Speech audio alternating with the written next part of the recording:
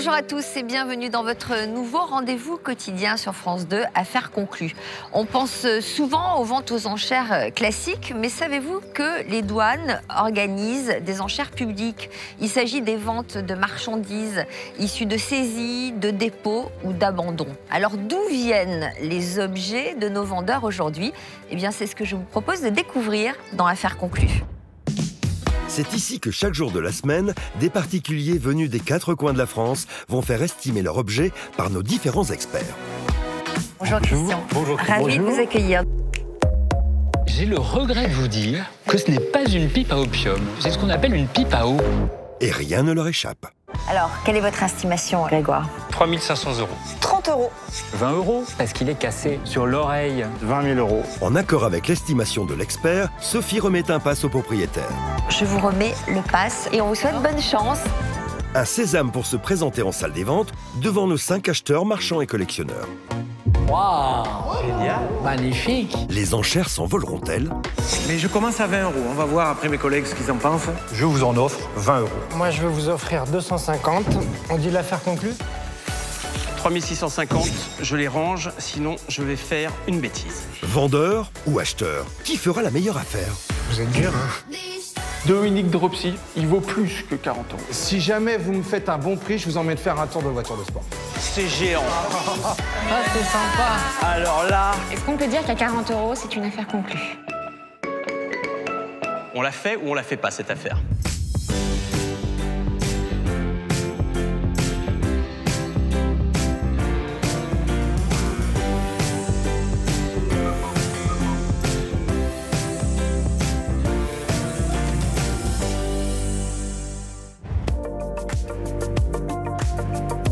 Accueillons sans plus attendre notre premier vendeur, Pierre. Je me prénomme Pierre, je suis chirurgien dentiste en retraite. Aujourd'hui, j'amène une statuette, un petit buste en bronze signé Van der Straten qui me vient de mon oncle qui lui-même l'avait hérité de ses parents.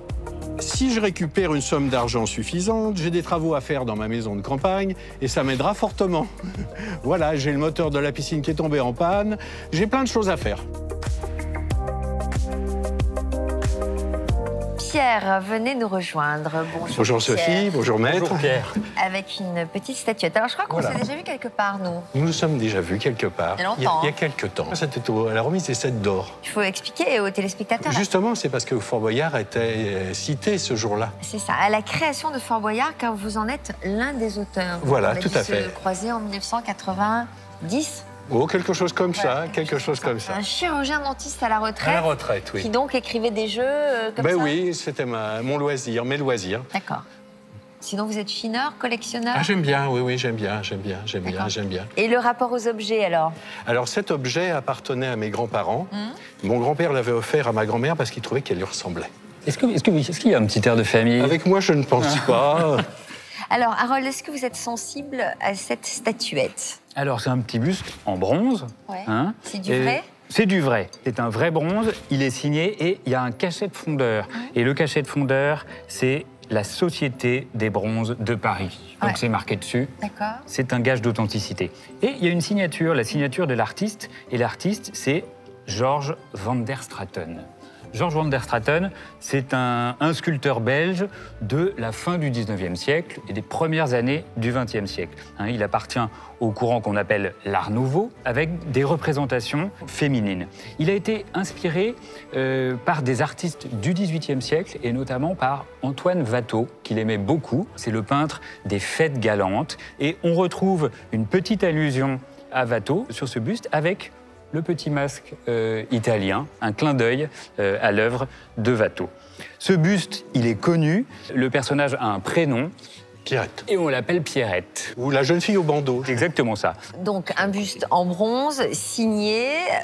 Sur un petit socle en marbre. Ouais, donc ça a quand même de la valeur, ça, j'imagine. Quel prix vous en souhaitez? J'ai vu sur Internet que ça pouvait aller aux environs de 700 €. Alors, est-ce que vous avez bien regardé? Parce que c'est un bronze, donc une édition. On en connaît plusieurs exemplaires, et notamment plusieurs tailles. Oui. La version qui est grande comme ça vaut autour de 700-800 €. Oui, c'est ça. C'est Voilà. la grande version. Et vous avez la petite version qui mesure 20 cm. Voilà. Et alors, donc? Et donc, je vais vous l'estimer. 100 €. Oh, alors là, je suis très déçu. Je suis très déçu. Alors, est-ce que, avec cette estimation... Est-ce que je vais vendre ma grand-mère pour ce prix? C'est ça, ça c'est une décision qui vous appartient. Bah, écoutez, de toute façon, on ne risque rien à aller dans la salle des ventes. D'accord. Si l'offre qu'ils vous en sont ne vous intéresse pas, vous refusez. Et je refuserai à ce moment-là. Bon, donc je vous octroie le pass alors. Eh bien, c'est très aimable de votre part. Et vous allez pouvoir rejoindre nos acheteurs. Eh bien, Merci avec d'être plaisir. venu, Pierre. Eh bien, écoutez, merci de m'avoir accueilli. Merci beaucoup. Franchissez la porte et bonne chance. Merci. Elle était sympa, Pierrette. C'est drôle, Pierre et Pierrette. Bah oui, ouais, vous n'ayez pas fait le rapprochement. Mais non. Bon. Le commissaire-priseur est fort aimable, Sophie, n'en parlons pas. Donc j'ai passé un excellent moment avec eux. Hein. Bon, le seul problème, c'est que j'avais pas fait attention à la taille. Donc c'est vrai que je suis un peu déçu quant à l'estimation, mais j'ai quand même confiance dans la vente tout à l'heure. Pierre va maintenant passer devant nos 5 acheteurs. Pierrette, la statuette, ira-t-elle rejoindre les trésors de l'un d'eux? Je veux rentrer dans l'arène, on verra bien ce que ça va donner. Il n'y a aucun souci, je suis prêt à les rencontrer et à en débattre. Bonjour messieurs. Bonjour, monsieur. Pouvez-vous vous présenter? Je me prénomme Pierre, j'habite dans le Val-de-Marne. Je viens vous voir pour vendre cette petite statuette. Je suis chirurgien dentiste en retraite. D'accord. Pouvez-vous nous en dire un petit peu plus sur votre objet, sur votre Eh bien, écoutez, c'est un objet qui vient de chez mes grands-parents. Mon grand-père l'a acheté à ma grand-mère parce qu'il trouvait qu'elle lui ressemblait. Mon oncle en a hérité, j'ai hérité de mon oncle et cette statuette est revenue chez moi. Vous pouvez nous l'approcher un petit peu? Bien sûr. Je vous la confie. Oh, voilà. Pierrette. Pierrette. Pourquoi vous voulez la vendre, en fait? Bon, écoutez, parce qu'en fait, j'ai beaucoup de bibelots chez moi. J'ai plus de place pour les mettre, donc il fallait faire un tri. J'avais également un Chyparus, mais j'ai... Ah. Oui, mais celui-là, je le garde pour l'instant. Ça m'aurait intéressé, un Chyparus. Oui. Attends, je voulais regarder la signature derrière. Société des Fonderie de Paris. Fonderies Paris. de Paris. Ah oui, d'accord, oui. Ah oui, c'est bien, c'est Made in Paris. La patine est belle. Le sujet est sympa aussi. Vous avez décrypté la signature ou pas? Oui, Van der Straten. D'accord, c'est assez fin, c'est sympa. Pourquoi pas? Alors, c'est qui démarre? Ben moi, je vous en offre, au prix de départ, 80 €. C'est Oui. Je vais pas brader ma grand-mère quand même. Non. Non, mais vous inquiétez pas, elle va monter. Il va pas s'envoler non plus. Hein, C'est pas Mary Poppins. Non, c'est dommage. Non, ça peut faire un petit peu, mais je vais offrir 100 €, monsieur. Moi, je peux dire 110. Je vais vous en offrir 150. C'est déjà mieux. 160. 180. Déjà pas mal. C'est un départ. Moi, je vais passer parce que c'est un petit peu petit. Mais tout ce qui est petit est gentil. Je vais... Mon Dieu, mais tous ces billets, ils nous les avaient cachés. Pressé de sortir. Non, 180, c'est pas à moins de 200. Je vous mets 180 C'est gentil. pour l'instant sur la table. Bon, puisqu'il aligne, je vais aussi aligner. Parce que là... Vous allez y arriver. Vous vouliez 200, Attention, on double pas. Hein. Je pense que c'est bon. 3. 200. 200. Je sais pas si Bernard va vouloir Justement, rajouter. c'est ce que je... Non, je te laisse la main. Ah, on va peut-être faire une affaire conclue. Alors, monsieur. Et regardez. Ah non, moi je... Attendez, je vais vous aider, regardez.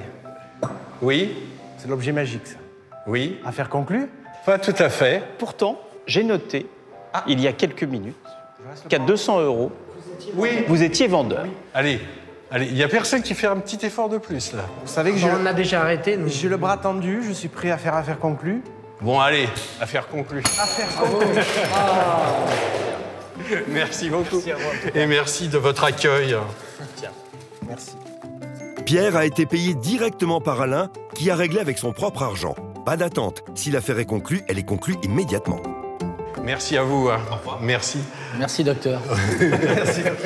Merci beaucoup. Merci. Au revoir et bon courage. Au revoir. Merci, monsieur. Les acheteurs sont très sympathiques, c'était dans une bonne ambiance. Je suis content de ma vente, j'aurais espéré bien entendu mieux. Mais enfin bon, franchement, j'ai apprécié, ce fut un bon moment. Voici venir maintenant notre prochaine vendeuse, heureuse propriétaire d'un drôle d'objet. Aujourd'hui, je viens avec un poêle à charbon qui appartenait à mes arrière-grands-parents. Il est daté de 1923, typé japonais. Mes enfants, trouvant ça un peu kitsch, m'ont demandé de m'en débarrasser rapidement. Ce que je fais. Je suis très dure en négociation. Je ne lâcherai pas prise. Il ne faudra pas que les acheteurs me chauffent trop. Catherine. Bonjour Catherine. Bonjour. Vous habitez où Catherine? Choisy-le-Roi dans le Val-de-Marne. D'accord. Donc vous nous avez apporté un poêle à bois. Oui, c'est le poêle à bois de mes arrière-grands-parents. Ouais. Ils l'avaient obtenu en 1923 et en fait on se le transmet dans la famille depuis quelques années. D'accord. Il se chauffait avec à l'époque? Oui, sur la période de la guerre où le chauffage collectif a été stoppé et en fait ils l'utilisaient dans les chambres. Chacun en avait un dans sa chambre et voilà. D'accord. Bon, moi je trouve ça plutôt tendance en fait comme objet. Je trouve que ça revient, non? Oui. Et puis en plus l'inspiration japonaise en fait, c'est vrai que c'est vraiment particulier pour un poêle à bois. Donc, ouais. Voilà. Alors Jérôme. Alors, vous trouvez pas ça tendance, vous? Non, c'est pas spécifiquement tendance, les poêles à bois ou charbon comme celui-ci, parce qu'il fait les deux énergies. Hein, c'est un petit foyer, c'est un poêle de chambre. Il y en a énormément qui ont été produits, il y en a énormément sur le marché et ce n'a plus qu'une fonction pratiquement que décorative.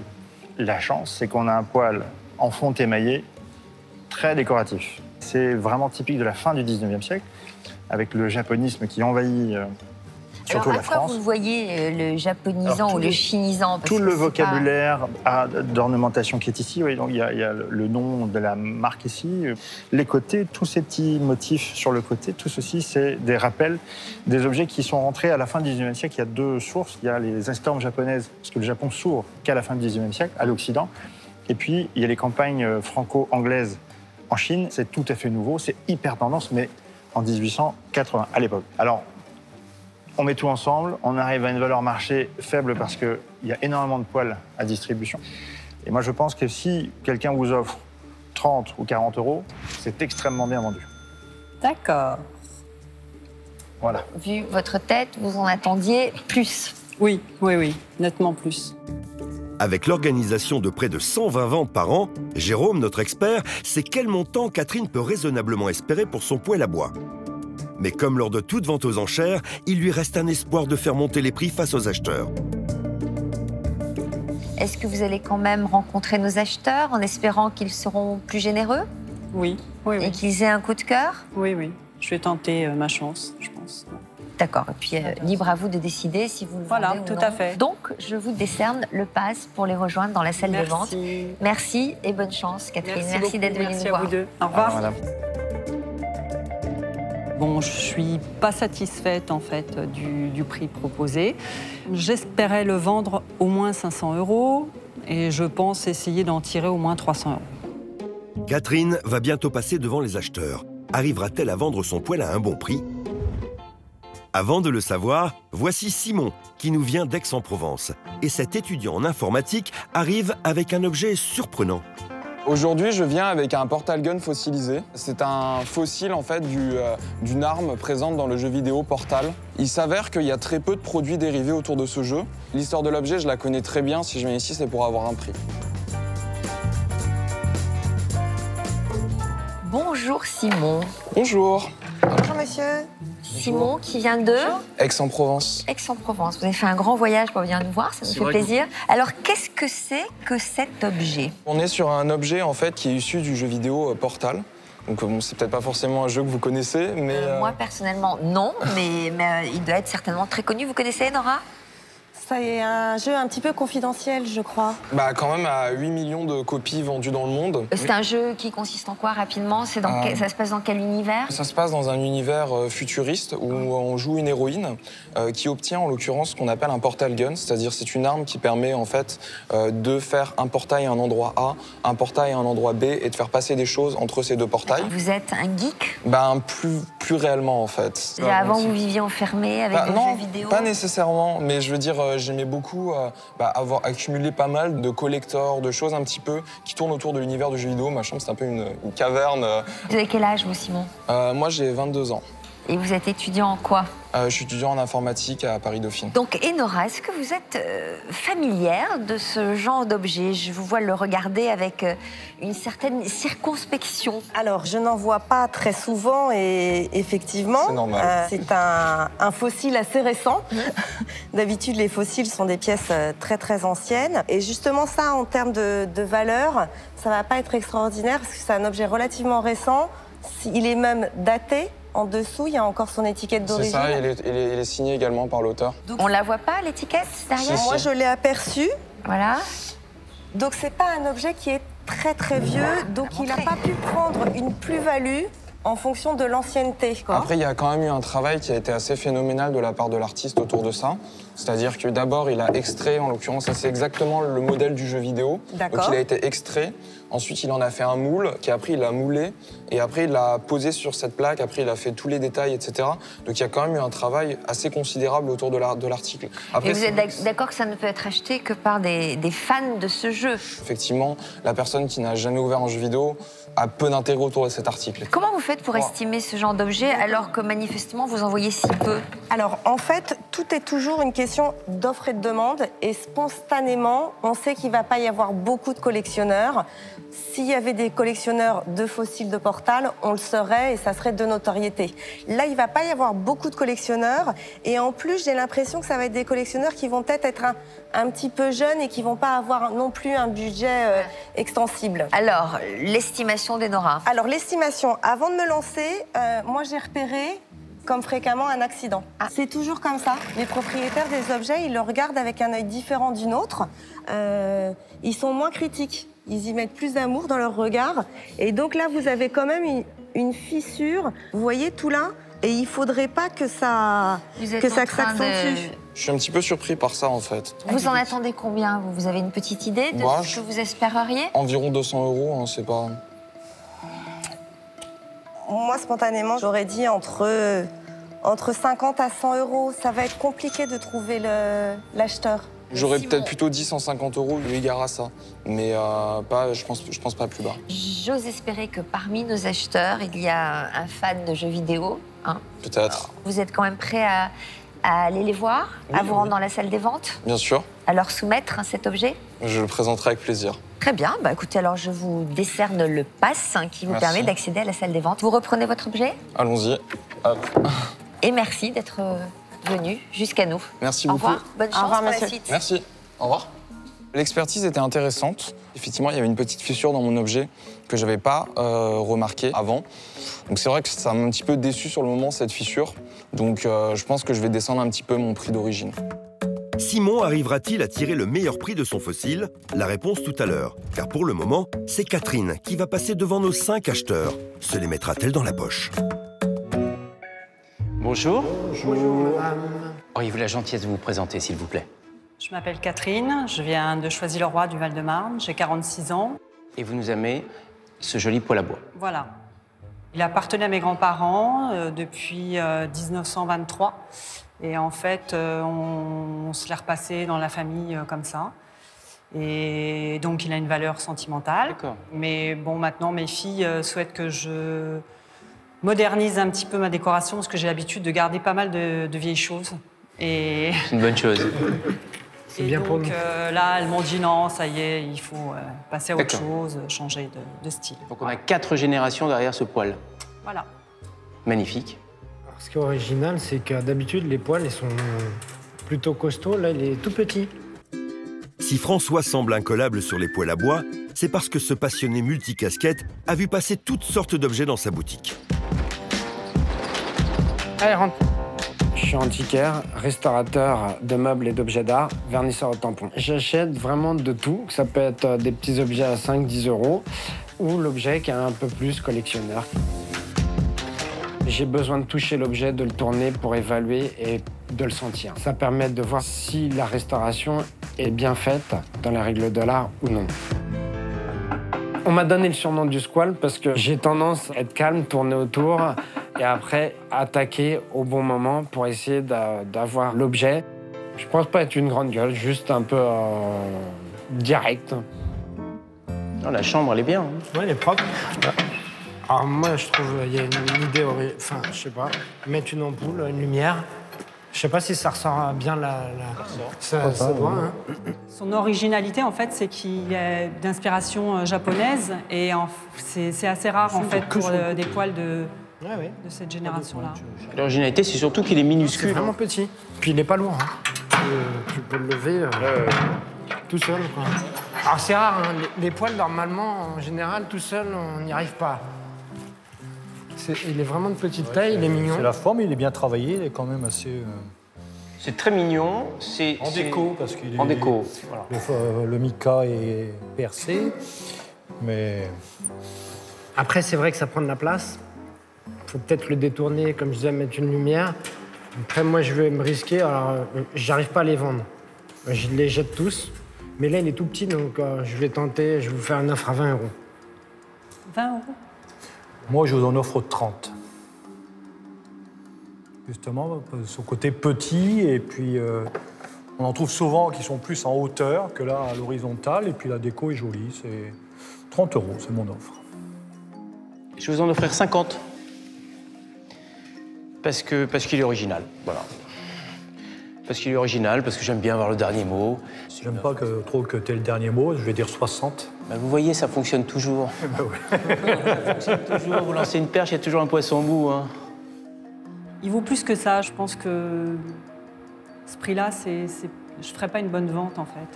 Alors, je vous écoute et je dis 80. Là, je sens un petit sourire qui commence à se dessiner sur votre visage. Non. Il faut arriver à le revendre, effectivement. Il faut détourner, donc moi... C'est facile de le détourner. Il faut mettre la lampe, il faut le repeindre, je pense, avec une... Parce que marron, il est un peu tristounet. Donc là, la négociation, pour moi, s'arrête. 90. Un petit effort encore. Il faut qu'on se chauffe cet hiver. Moi, j'irai pas au... Il faut qu'on se chauffe cet hiver, si on... Qu'est-ce qui vous aurait fait plaisir, un petit effort? Vous voulez un nombre à 3 chiffres? Je partais sur une base de 120 €. Je pense que c'est un bon prix. Vous savez, on en trouve beaucoup sur Internet. Oui, mais pas comme celui-ci. On en trouve beaucoup, mais qui ne sont pas du tout dans cet esprit-là japonais. Et voilà. On en trouve beaucoup, mais qui sont moins beaux. Coriace, Catherine ne lâche rien pour faire monter les prix. 100. 100 €. C'est une belle offre. Hein. C'est une belle offre. Très belle offre. Ouais. Affaire conclue pour ça. Ah, ça c'est cool, ça. Une jolie femme en plus. Ah, magnifique. Très bien.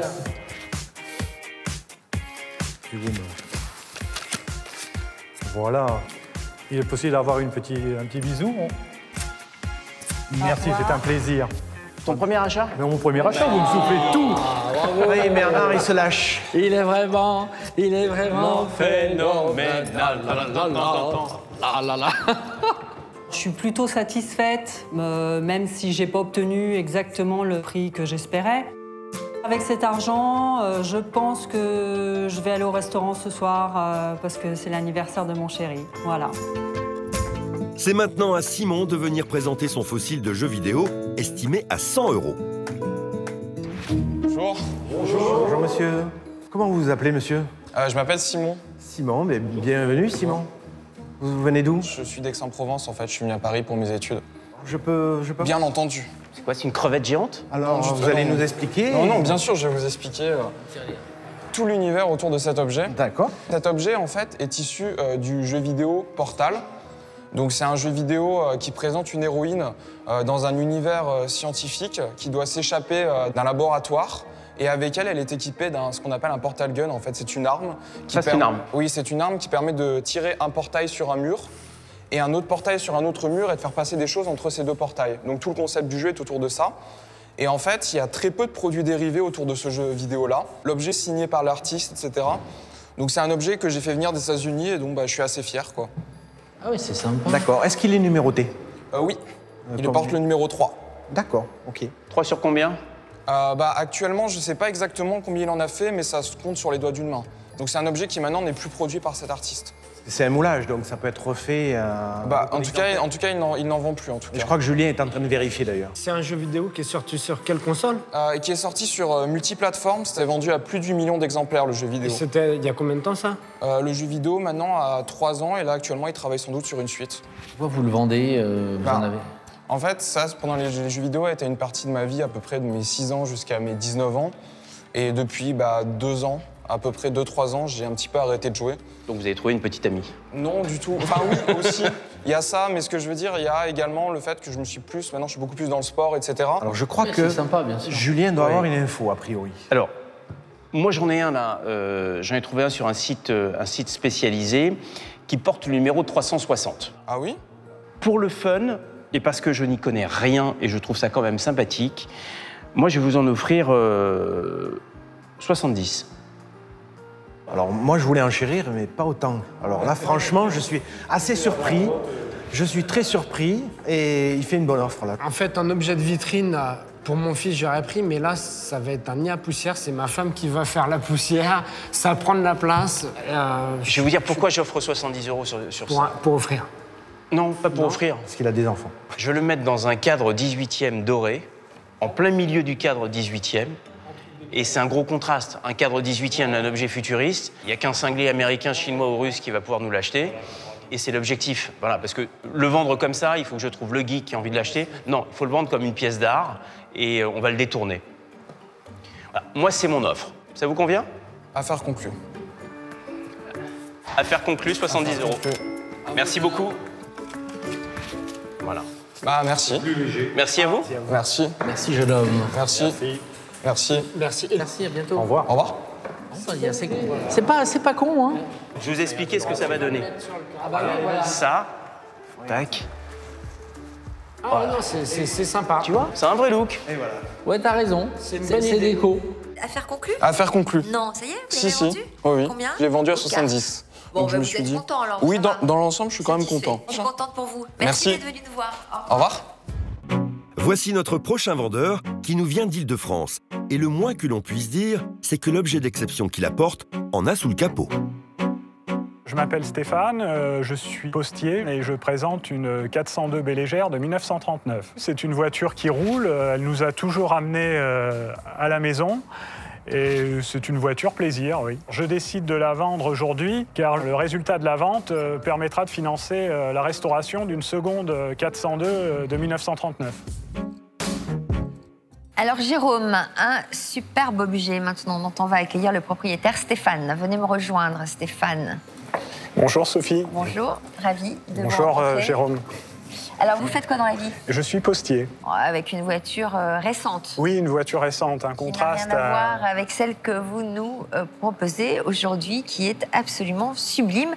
Qu'est-ce que c'est que cette voiture? Alors, c'est une Peugeot 402 Bélégère. C'est l'ancêtre de la 205 GTI, puisque c'était une voiture sportive pour l'époque. Elle dépassait les 130 km/h. En 1939, c'était beau, parce qu'il faut se replonger un petit peu dans le contexte de l'époque. Et c'est une voiture avec laquelle vous circulez? C'est une voiture avec laquelle nous avons effectué de nombreux rallyes, notamment les 48 heures automobiles de Troyes.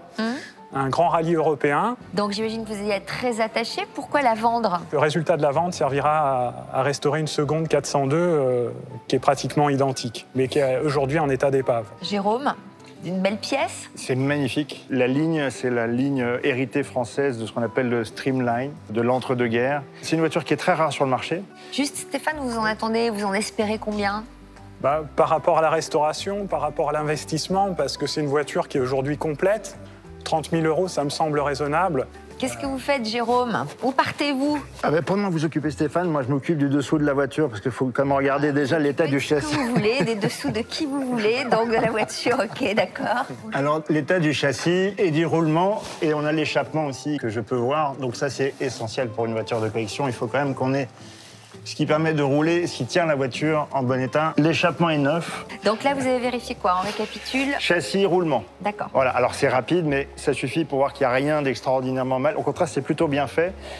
Maintenant, on va regarder. Le deuxième point, c'est le moteur. Ouais. La 402 Bélégère, c'est le moteur qui développe 63 chevaux, avec la culasse en alu, en 4 cylindres. En termes de voiture de collection, est-ce que les collectionneurs ou les gens, enfin les acheteurs peuvent rechercher, c'est l'authenticité maximale. C'est retrouver la voiture dans le plus proche possible de son état neuf. Alors donc on a regardé le moteur, on a regardé sous la voiture.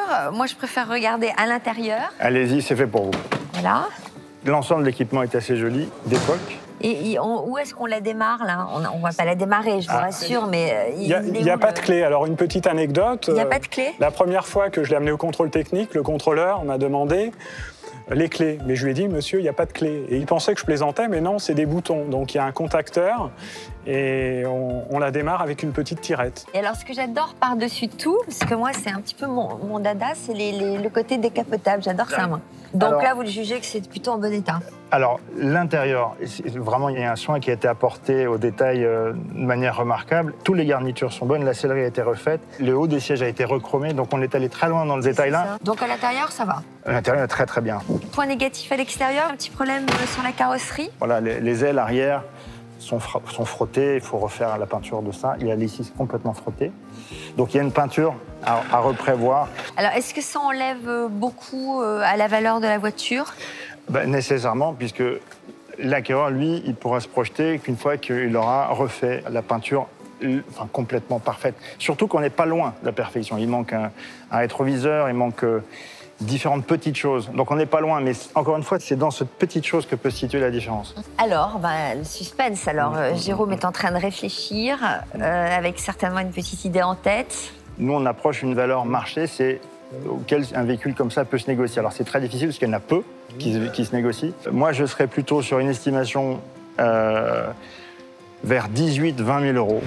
Je pense que c'est la valeur sur laquelle ça se négocie aujourd'hui et c'est déjà très très bien. Et si on fait une offre aujourd'hui, même à 18 000, c'est très bien. Qu'est-ce que vous en pensez, vous? Alors, je le vois pas pareil. Le but, c'est de restaurer une seconde 402. Quand vous connaissez le coût d'une restauration. Le tarif estimé par Jérôme peut sembler faible, mais il s'agit d'un montant net vendeur que Stéphane obtiendrait dans une salle des ventes, c'est-à-dire le montant qu'il toucherait une fois tous les frais de commission déduits. Mais est-ce que vous prenez quand même le risque de vous présenter à nos acheteurs, de la présenter à nos acheteurs?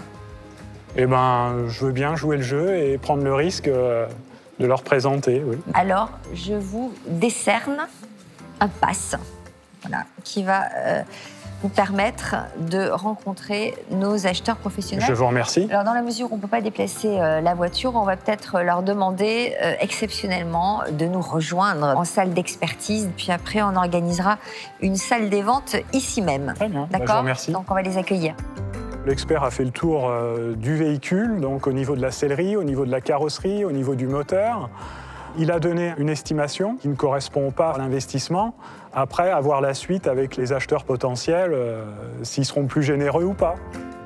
Stéphane réussira-t-il à vendre sa voiture ou devra-t-il freiner ses ardeurs? Réponse dans un instant en salle des ventes. Mais avant cela, découvrons notre prochaine vendeuse, Gaëtane, venue de Seine-et-Marne. Aujourd'hui, je viens vendre une horloge qui est du 19e siècle. Elle appartenait à ma famille dans les années 1850. J'ai besoin de réaliser des travaux dans ma maison. Et en fait, ça pourrait m'aider un peu. J'ai une idée de prix, j'ai eu des renseignements. Et par conséquent, je demanderai entre 1 200 voire 1 300 euros. Gaëtane, bonjour.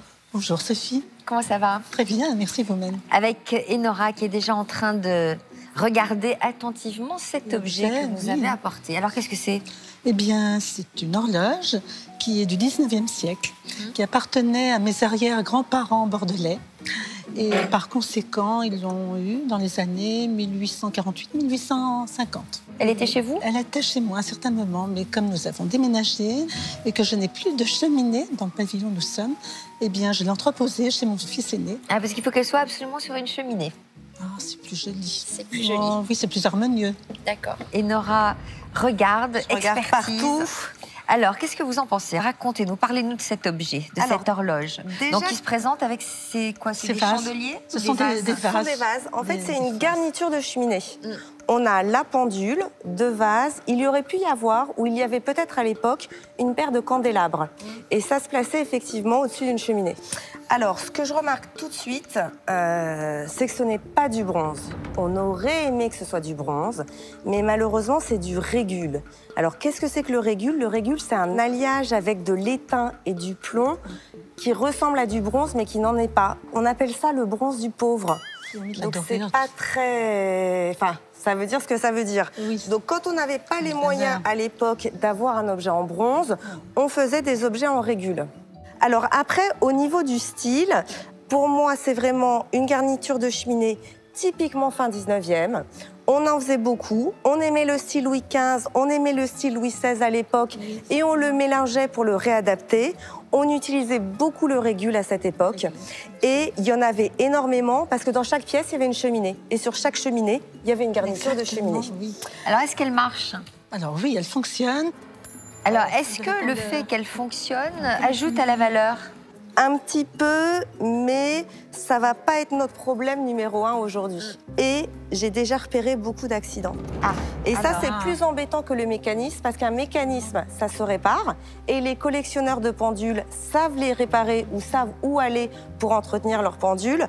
Par contre, les accidents risquent d'être un petit peu rédhibitoires pour nos collectionneurs. Où avez-vous vu des accidents, comme vous dites? C'est énorme comme accident, vous voyez?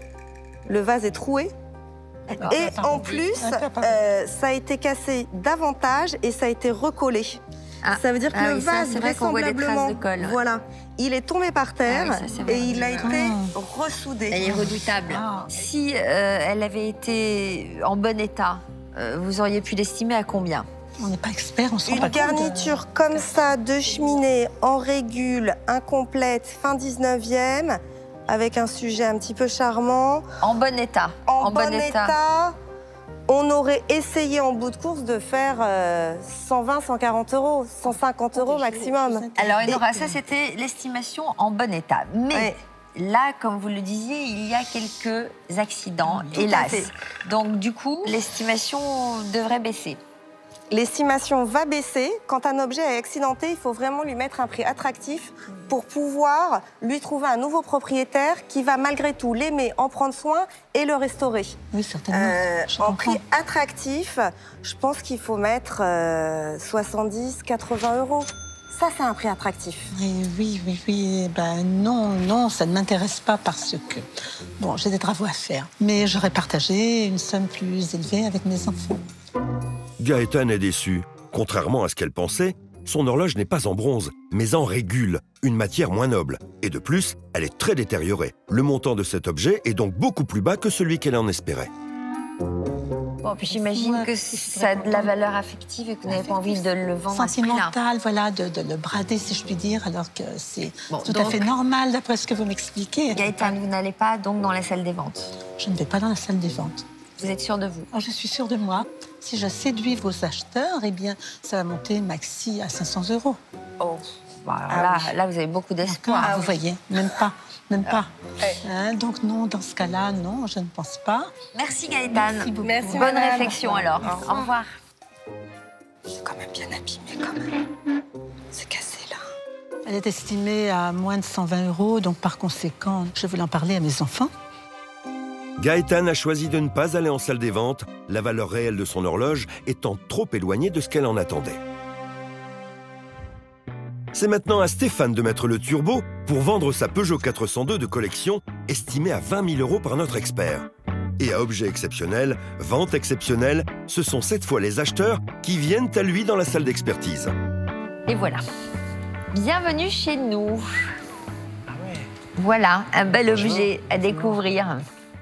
C'est une 402. C'est une Peugeot 402, mais c'est une bélégère, une version sportive. C'est une très très belle petite voiture. Elle est chouette, hein? Julien, vous avez des vieilles voitures chez vous?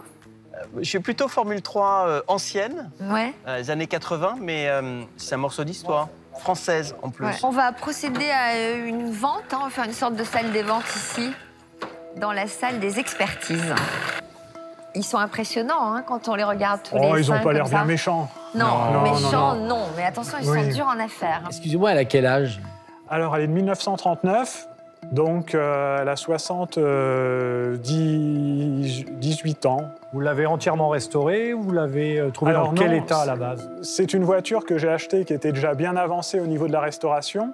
Je l'ai complétée par rapport à des pièces qui n'étaient pas d'origine, parce que je suis assez puriste, et j'ai voulu vraiment qu'elle réapparaisse dans sa configuration d'époque. Aujourd'hui, si on prend l'exemple de cette 402 Bélégère, il n'y en a pas une seule en vente actuellement sur Internet ou dans la presse spécialisée. C'est une voiture qui a été produite à 4500 exemplaires environ. Aujourd'hui, il en reste à peu près 1% de la production. Pierre-Jean, je vous sens pas intéressé par les voitures, vous? Pas du tout. Ah voilà, ça m'étonne pas, hein, c'est ce que je me disais. Même Charles Trenet avait 15 voitures et il me disait toujours « Mon chou prend une voiture ». Puis j'ai dit « Charles, j'ai pas le permis ». Alors, il me dit « Prends le chauffeur ». Donc j'ai toujours eu des chauffeurs. Ah, parce qu'il travaillait auprès de Charles Trenet. Voilà, d'accord. C'est pour ça que j'adore les voitures, mais si vous voulez me conduire, je veux bien. Ah non, le chauffeur n'est pas à vendre. Hein. Ça c'est très embêtant. Madame serait pas contente. Hein. Écoutez, moi, je suis pas un spécialiste de voitures, mais 12 000 € en première enchère, voilà ma première offre. Oui. C'est un premier pas. Stéphane, oui. je vais vous en offrir 15 000. Vous pourrez regarder, alors, cette 402 Bélégère, parce que vous trouverez peut-être d'autres dérivés, mais la 402 Bélégère, aujourd'hui, il n'y en a aucune à vendre, je vous le répète, sur le marché du véhicule de collection. Moi, j'étais prêt à mettre 17 000. Oui. C'est encore... On est encore en dessous. C'est encore insuffisant. Et si on disait...